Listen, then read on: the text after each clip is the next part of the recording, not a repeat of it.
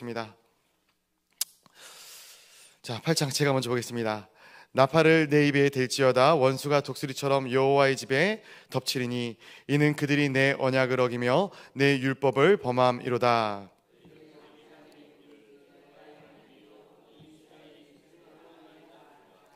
이스라엘이 이미 선을 버렸으니 원수가 그를 따를 것이라. 그들이 왕들을 세웠으나 내게서 난 것이 아니며 그들이 지도자들을 세웠으나 내게 모르는 바가 아니며 그들이 음과 금으로 자기를 위하여 우상을 만들었나니 결국은 파괴되고 말리라. 사마리아여, 내 송아지는 버려졌느니라. 내 진노가 무리를 향하여 타오르나니 그들이 어느 때에야 무죄하겠느냐. 이것이 이스라엘에게 된다고 장인이 만든 것이라. 참신이 아니니 사마리아의 송아지가 산산조각이 나리라. 그들이 바람을 심고 광풍을 거둘 것이라. 심은 것이 줄기가 없으며 이삭은 열매를 맺지 못할 것이요 혹시 맺을지라도 이방 사람이 삼키리라. 이스라엘은 이미 삼켜졌은즉 이제 여러 나라 가운데 있는 것이 즐겨 쓰지 아니하는 그릇 같도다. 그들이 홀로 떨어진 들나귀처럼 아수르로 갔고 에브라임이 값주고 사랑하는 자들을 얻었도다. 그들이 여러 나라에게 값을 주었을지라도 이제 내가 그들을 모으리니 그들은 지도자가 제하기 시작하리라. 에브라임은 죄를 위하여 제단을 많이 만들더니 그 제단이 그에게 범죄하게 하는 것이 되었도다. 내가 그들을 위하여 내 율법을 망가지로 기록하였으나 그들은 이상한 것으로 여기도다. 그들이 내게 고기를 제물로 드리고 먹을지라도 여호와는 그것을 기뻐하지 아니하고 이제 그들의 죄악을 기억하여 그 죄를 벌하리니 그들은 애굽으로 다시 가리라. 함께 보겠습니다. 이스라엘은 자기를 지으신 이를 잊어버리고 왕궁들을 세웠으며 유다는 견고한 성읍을 많이 쌓았으나 내가 그 성읍들에 불을 보내어 그 성들을 삼키게 하리라. 아멘. 네. 말씀을 다시 전하도록 하겠습니다. 우리가 계속해서 호세아서 선지자의 말씀을 묵상하고 있습니다. 말씀을 통해서 우리가 깨닫게 되는 것은 선지서가 심판의 메시지, 때로는 정말로 무거운 말씀들을 많이 증거하고 있지만 또 그것이 우리의 삶 가운데 또 우리가 이 말씀을 마음 가운데 받아들이기에 많은 부담이 되어지기도 하지만 이 심판의 메시지의 결국은 구원과 회복의 메시지이고 또한 그 모든 것들을 통한 하나님의 선대하심과 하나님의 계획에 대한 그러한 부분들이 담겨져 있음을 우리가 보게 되는 것이죠. 그래서 우리는 말씀을 묵상하면서 하나님께서 참 이 부분에 대해서 또 이 말씀이 우리의 연약한 부분을 찌름을 통해서 두렵고 떨리는 마음이 드는 것도 마땅하겠지만 또 더불어서 그 말씀을 통해서 하나님께서 우리에게 어떻게 하기를 원하시는지 또 어떠한 삶을 우리가 살아가기를 원하시는지 우리가 생각해보고 또한 우리의 삶 가운데 말씀을 비추는 삶을 살아나가야 될 줄로 믿습니다. 우리 말씀 1절 말씀을 다시 한번 같이 읽어보도록 하겠습니다. 함께 보겠습니다. 시작. 나팔을 내 입에 댈지어다 원수가 독수리처럼 여호와의 집에 덮치리니 이는 그들이 내 언약을 어기며 내 율법을 범함이로다. 아멘. 오늘 이 8장의 말씀을 보니까 이 사마리아와 또 이스라엘의 이 악한 행동에 대한 행실에 대한 그러한 말씀들을 기록하고 있습니다. 이들의 악한 행실은 어디로부터 나오게 되는 것인가 보니까 하나님의 언약을 어기며 내 율법을 범함이로다라고 말씀을 하고 있는 것이죠. 우리가 잘 아는 것처럼 호세아서는 호세아 선지자에게 하나님께서 고멜이라는 이 음행한 여자, 음녀를 붙여주심으로부터 말씀이 시작되어지는 것이죠. 그리고 이 음행한 여자가 계속해서 호세아 선지자를 떠나서 범하지 말아야 할 또 어떻게 보면 윤리적으로도 도덕적으로도 범하지 말아야 할 그러한 죄악된 음행을 범함으로써 문제가 시작이 되어지고 또한 하나님께서 이 호세아 선지자에게 그러한 음녀까지도 다시금 데려와서 너의 아내로 너의 사랑하는 자로 머물 것을 요청하심으로 이 말씀이 진행되어지고 있는 것이죠. 그래서 어떻게 보면 이 호세아서의 핵심의 이 주제되는 말씀을 보면은 이 호세아서 6장의 말씀이거든요. 여호와께로 돌아오라라는 것이고요. 또 내가 여호와를 힘써 알라라는 것이에요. 왜 하나님께서 여호와께 돌아오라라고 말씀하시고 여호와께 힘써 알라라고 여호와를 힘써 알라라고 말씀을 하시는가? 그것이 신앙의 기본이기 때문에 그렇습니다. 이 신앙의 기본이 무너지게 되면 어떠한 일들이 일어나는가? 하나님의 율법을 생각하지 못하고 그 율법을 기억하지 못하고 각자의 소견에 옳은 대로 살아가는 그러한 모습의 행실들을 보이게 되는 것이죠. 그래서 오늘 본문의 말씀해 보니까 독수리처럼 여호와의 집에 덮칠 것이다. 원수가 독수리처럼 너의 여호와의 집에 이 이스라엘에게 덮칠 것이다 라고 말씀하고 있는 것은 바로 이스라엘 백성들이 하나님 아버지 앞에 범죄하였기 때문에 그렇다라는 것을 보게 되는 것입니다. 특별히 오늘 본문의 말씀해 보니까 사마리아에 대한 부분이 나오게 되는 것을 보게 됩니다. 5절 말씀해 보니까 사마리아의 내 송아지는 버려졌느니라. 내 진노가 무리를 향하여 타오르나니 그들이 어느 때에야 무죄하겠느냐라고 이야기를 합니다. 왜 하나님께서 이 사마리아를 향해 이 진노하고 이 무리를 향해 타오르는 그러한 이 진노를 내비치시는가? 보게 되면은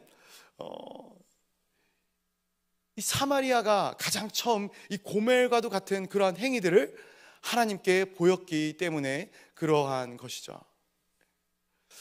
우리가 잘 아는 것처럼 이스라엘 백성들에게 있어서 이 사마리아라는 이 존재는 어떻게 보면 상종하지 못할 개처럼 여겨질 만한 그러한 존재였습니다. 왜 그러한 존재가 되었는가? 보게 되면 이 북이스라엘이 이 아수르와의 이 침략과 이 포로됨을 통해서 그들의 이 순수한 어떻게 보면은 그 민족성을 유지하지 못하고 하나님께 온전한 이 질서와 온전한 율법을 유지하지 못하고 그들이 혼혈된 민족으로 섞인 민족으로 또 율법적으로도 굉장히 혼탁한 민족으로 전락하였기 때문에 그렇게 되었다라는 것이죠. 그래서 그들은 예루살렘에 와서 함께 예배드리지 못했어요. 그라심삼에서 따로 예배를 드리는 그러한 모습들을 보이게 되는 것이죠. 산당을 만들고 우상을 섬기고 하나님이 아닌 다른 것들로 마음 가운데 가득 채우는 그러한 모습들이 사마리아인들에게 있었다라는 것이에요. 근데 오늘 생각해 보면은 이 영적인 사마리아인들이 바로 우리들이 아닌가 생각을 해 보게 됩니다. 우리가 하나님을 알고 하나님을 믿습니다. 하나님을 의지한다라고 이야기를 합니다. 그러나 언제까지 우리가 하나님을 의지합니까? 얼마만큼 하나님을 의지합니까? 우리가 하나님을 의지하는 것이 과연 우리의 전심이 되고 있는가? 한번 생각해 볼 필요가 있는 것 같습니다. 우리는 하나님을 믿는다 고백하지만 날마다 우리의 삶 가운데는 하나님보다 더 귀한 것들이 우리의 삶을 차지합니다. 때로는 나의 출세가, 때로는 나의 자녀들이, 때로는 내 이 땅에서의 유익함들이 내 우상이 되어서 하나님보다 더 앞서게 되는 것이죠. 이 새벽에 예배의 제단에 와서 우리가 기도할 때 무엇을 놓고 기도합니까? 하나님, 제가 정말로 하나님의 마음을 알기를 원합니다. 하나님의 뜻대로 내가 살아가기를 원합니다. 이렇게 기도하십니까? 아니면 하나님, 내가 이것이 필요하고 저것이 필요하고 내가 치유되어져야겠고 내가 회복되어져야겠고 그 모든 것들이 하나님께서 나에게 이루어 주셔야 되겠습니다 라는 기도의 제목들이 우리의 입술을 통해서 먼저 간구가 되어집니까? 물론 후자의 기도의 제목들이 나쁘다라는 것을 말씀드리는 것은 아닙니다. 그러나 우리의 인생 가운데, 우리의 기도의 제목 가운데, 우리의 신앙 가운데 가장 우선시 되어지는 것이 무엇인가 한번 생각해 봐야 된다라는 것이죠. 사마리아 백성들이 과연 하나님을 몰랐을까요? 아니요, 그들은 하나님을 아는 백성이었어요. 말씀을 통해서, 전례를 통해서 하나님을 익히 아는 백성이었습니다. 그러나 그들은 하나님보다 세상의 것들이, 내 현재의 삶이 더 우선되어졌기 때문에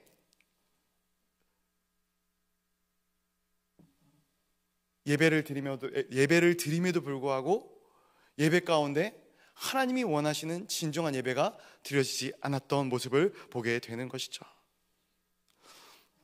그래서 6절 말씀을 보니까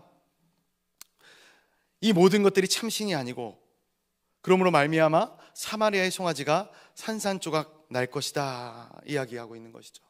결국 거짓되고 헛된 것들은 무너질 것이다 라고 말씀해 주고 있는 것입니다. 우리 또 말씀을 한 구절 같이 읽어보도록 하겠습니다. 좀 뒤에 말씀이지만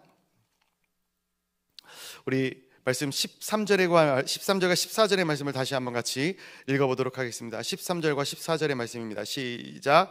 그들이 내게 고기를 제물로 드리고 먹을지라도 여호와는 그것을 기뻐하지 아니하고 이제 그들의 죄악을 기억하여 그 죄를 벌하리니 그들은 애굽으로 다시 가리라. 이스라엘은 자기를 지으신 이를 잊어버리고 왕궁들을 세웠으며 유다는 견고한 성읍을 많이 쌓았으나 내가 그 성읍들의 불을 보내어 그 성들을 삼키게 하리라. 아멘. 방금 말씀드린 부분들에 대한 말씀이 다시 한번 기록되고 있는 것들을 보게 됩니다. 하나님께서는 고기를 제물로 드리고 먹을지라도 그것을 기뻐하지 아니하신다라고 말씀합니다.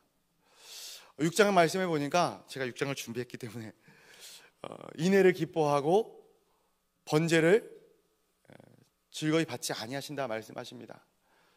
같은 맥락의 말씀이죠. 번제라는 것이 무엇입니까? 고기를 드린다는 것이 무엇입니까? 번제는 태워서 드리는 것이죠. 내 모든 것을 하나님께 올려드리는 것을 이야기하는 것입니다. 그들이 내게 고기를 제물로 드린다, 하나님께 고기를 제물로 드린다라는 것은 이와 같습니다. 모든 것을, 내게 있는 중요한 것들 중에 하나를 하나님께 드린다라는 것이에요. 근데 그럼에도 불구하고 여호와는 그것을 기뻐하지 아니하시겠다라고 말씀하는 거예요. 우리가 힘써서 예배를 드리고 제사를 드리는데 하나님께서 그 예배와 그 제사를 받으시지 아니하신다라는 것이에요. 이 얼마나 속상한 일입니까? 이 얼마나 안타까운 일입니까? 우리 사랑하는 성도 여러분, 새벽에 제단에 나와서 우리가 하나님 아버지 앞에 찬양하고 말씀을 듣고 기도를 합니다. 그런데 우리가 이렇게 수고하고 열심을 내서 나오는 이 새벽에 잠자야 되는 시간을 쪼개서 나오는 이 모든 것들이 헛수고가 되어져 버리고 만다면, 울리는 꽹가지처럼 하나님께서 이 받으셔야지 이 예배가 완성이 되는데 하나님께서 과연 이 예배를 받지 아니하신다면, 흠양하시지 아니하신다면 얼마나 슬픈 일이겠습니까? 예배를 하나님께서 받으시지 아니하시니까 뭐라고 얘기를 합니까? 그들의 죄악을 기억하여 그 죄를 벌할 것이다 라고 말씀하고 있는 것이에요. 성경에서는 계속해서 예배의 중요성을 얘기합니다. 근데 예배가 왜 중요할까요? 이것을 우리가 한번 고민해 봐야 할 필요가 있을 것입니다. 황소를 드림보다 찬양과 경배를 기쁘게 받으신다 말씀하십니다. 우리가 수많은 재산으로 수많은 것들을 하나님께 드리는 것보다 하나님께서는 과부의 두 렙돈을 더 즐겁게 받으시는 분이심을 우리가 기억합니다. 무슨 차이가 있겠습니까? 무엇이 차이가 있겠습니까? 하나님께서는 하나님께 올려드리는 예배가 영과 진리로, 신령과 진정으로 드려지기를 원하시는 것이죠. 단순히 어떤 우리의 마음으로, 우리 어떤 요구의 제목이 있어서, 우리 기도의 간구의 제목이 있어서 우리가 예배를 드리고 또 성전에 나와서 봉사하고 섬기는 것 물론 중요합니다. 그러나 그것보다 우리의 마음을 담은 예배, 하나님의 마음을 알아가는 시간, 하나님의 뜻을 우리가 이해하고 우리의 신앙에 하나님의 마음이 온전히 드러나 하나님께서 원하시는 길을, 그 걸음을 걸어가는 성도의 삶을 사는 것, 그것을 하나님께서는 더 기뻐하신다라는 거예요. 헛된 제사를 드리고 헛된 예배를 드리는 이 이스라엘, 이 사마리아의 백성들이 결국은 어떻게 되는가? 그들이 다시 애굽으로 돌아갈 것이다. 애굽이 어디입니까? 세상이죠, 세상. 그들이 다시 세상으로 돌아갈 것이다 라는 거예요. 왜 교회 와서 예배를 드리는데, 왜 교회 와서 말씀을 듣는데 그 신앙이 무너지는가? 왜 무너집니까? 왜 무너질까요? 내 뜻대로 되지 않기 때문에 무너지는 것이죠. 내가 기도했는데, 내가 열심히 하나님께 간구했는데 하나님께서 들어주시지 않더라. 아니, 나는 하나님 안 믿을란다. 이것 아니겠습니까? 기뻐 받으시지 않는다라는 거예요. 사람이 어떻게 하나님을 이해하겠습니까? 하나님이 인간을 향하여 세우신 계획들, 그 계획의 걸음걸음들을 어떻게 사람이 다 이해할 수, 수긍할 수 있겠습니까? 이해할 수 없는 것이죠. 그런데 이해할 수 없는 이 일들이 사람 가운데 벌어졌을 때 신앙인들은 하나님께 예배하며 하나님을 진정으로 내 마음 가운데 주인으로 내 길을 여시는 분으로 생각하시는 분들은, 성도들은 그 이해하지 못함을 하나님의 은혜로 해석할 수 있는 길이 열리게 되는 것이죠. 그러나 아무리 내 인생이 형통할지라도, 또 잘 풀릴지라도 작은 시험 하나가 찾아왔을 때 그 시험 하나가 하나님의 은혜로 이해되지 않는 사람들은 하나님의 곁을 떠나게 되는 것 아니겠습니까? 말씀을 맺겠습니다. 사랑하는 우리 동거인 성도님들, 간절히 소원합니다. 우리가 하나님 아버지 앞에 나아가는 모든 걸음걸음들을 되돌아보며 우리의 신앙이 정말로 하나님을 두려워하는, 하나님을 경외하는 신앙이 되기를 간절히 소원합니다. 이스라엘 백성들은 하나님을 아는 백성이었습니다. 그러나 하나님을 신뢰하지 않았고, 하나님을 의지하지 않았고, 하나님을 예배한다 이야기하나 하나님께서 받으시지 않는 예배를 드리는 백성이었습니다. 그럼에도 불구하고 하나님께서 이러한 말씀을 우리에게, 이스라엘 백성들에게 더해주는 이유는 무엇이겠습니까? 이 길에서 돌이키라라는 것 아니겠습니까? 다시금 하나님께로 나와 하나님을 신뢰하고, 너희가 하나님을 의지하고, 또 하나님을 진정으로 예배해라라는 것 아니겠습니까?